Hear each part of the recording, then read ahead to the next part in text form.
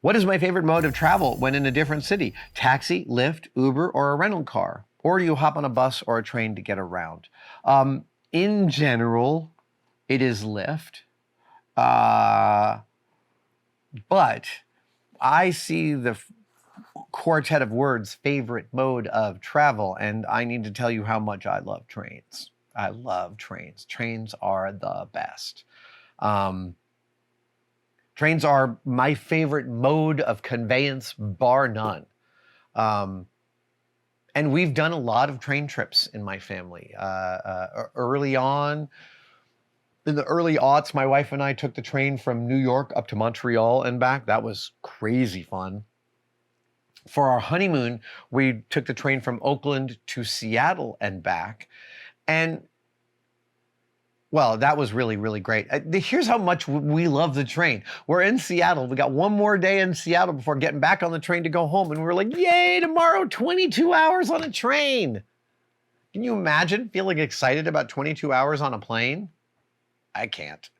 But trains, I mean, so it feels like I should explain that one of the things about my personality is that I'm a napper. I love naps. I take naps all the time and in all sorts of different conditions. When I was making MythBusters, I napped almost every day at lunchtime.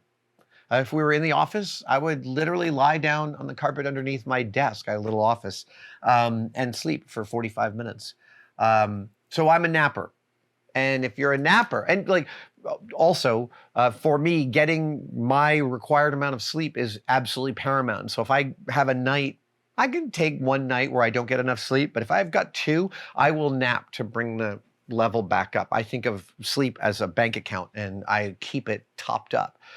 So if you're a napper, the train is like the best because it's like a chicka-chum, chicka-chum, chicka-chum, chicka-chum, chicka-chum. Naps are just, you can nap all day long. And I'm a reader. I like reading. So between reading and napping, a train is the ultimate.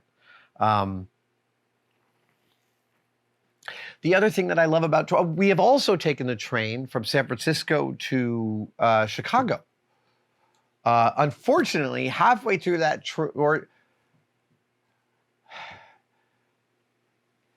that trip involved my wife throwing out her L4, L5 and having real trouble with the rocking of the train. So we had to fly home from Chicago. It's a long story. Trains are the best way to travel. And one of the things that I have come to understand, especially when you take the train from California up into Colorado and you start going through the mountain passes, the Donner Pass goes by below you. And on our particular trip on the California Zephyr, I think, or the Starline, I can't remember. But we came out into the Denver Plain from above it at sunset. And it was so dramatic and beautiful. And that's when I realized that this is almost the same view as 150 years ago until we see the city.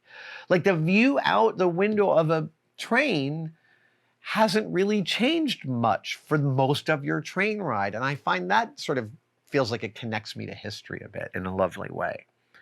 I know that there are some like super rich that have their own train car and they'll attach it to the back of an Amtrak.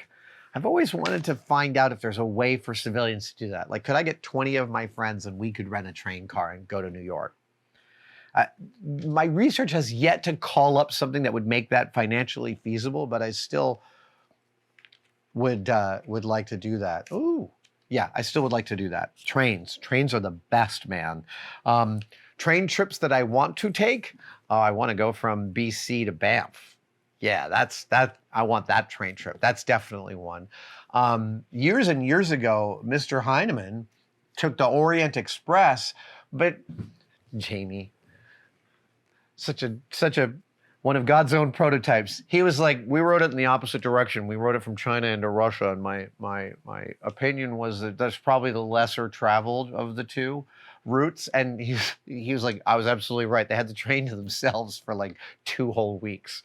Trans-Siberian, Orient Express, Trans-Siberian. Like I haven't done trains in most other parts of the world except for America, like long train trips, and totally would love to. Tell me if there are some train trips I should absolutely try taking.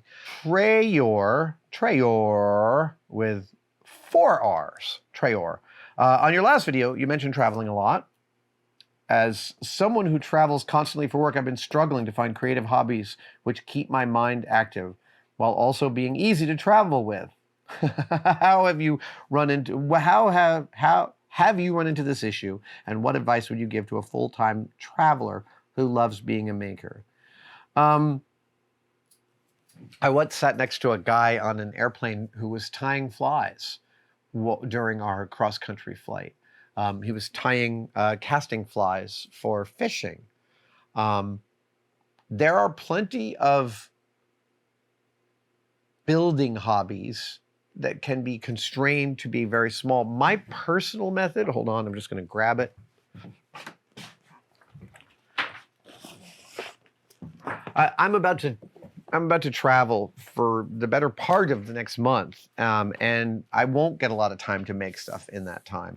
But my sketchbook will travel with me, and this is how I exercise that part of my brain. This book is not just a compendium of stuff that I'm thinking about, but it's also an inspiration machine. And to that end, I spend a lot of time going back over old drawings and improving them. Mary Carr, the writer of Liar's Club and Lit and other stuff, is a wonderful writer, a teacher of memoir. And she was asked about writer's block. What do you do with writer's block? And she explained that when she has writer's block, she sits at her desk and copies the work of her favorite authors in longhand. She says the reason for that is her fidelity at the bench, at the desk, is to write. It doesn't matter that it's her words or someone else's. And in fact, putting other people's words through her body is itself inspiring. I think of that when I'm refining a drawing. So if I can't think of something to do, well, you know, there's an angle in this perspective that isn't quite right, and I could probably get that to look a little bit better. Maybe I could play around with the corner here. And, you know, I just keep on adding to drawings. And, you know, in the final analysis, some of these pages are quite beautifully laid out in ways I find really inspiring.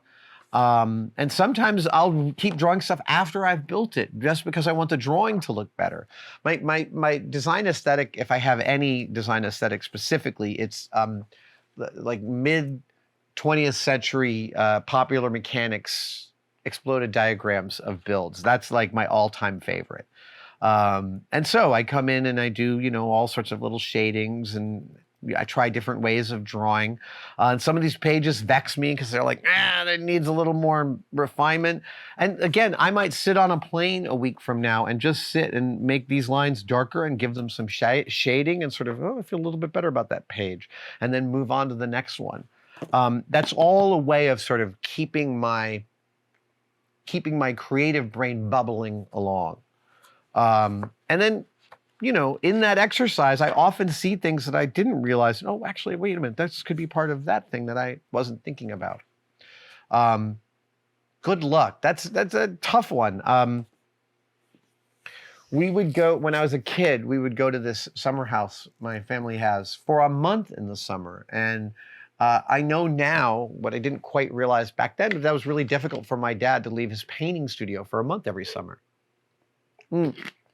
So he did a lot of painting up there in situ. What do you call that? It has a term of art for painting in nature. He did a lot of that. He also did a lot of carving.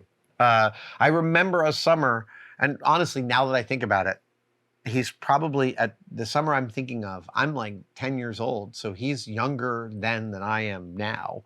And he was just like grabbing some wooden scraps and his pocket knife and cutting things like a fish at the end of a chain and stuff.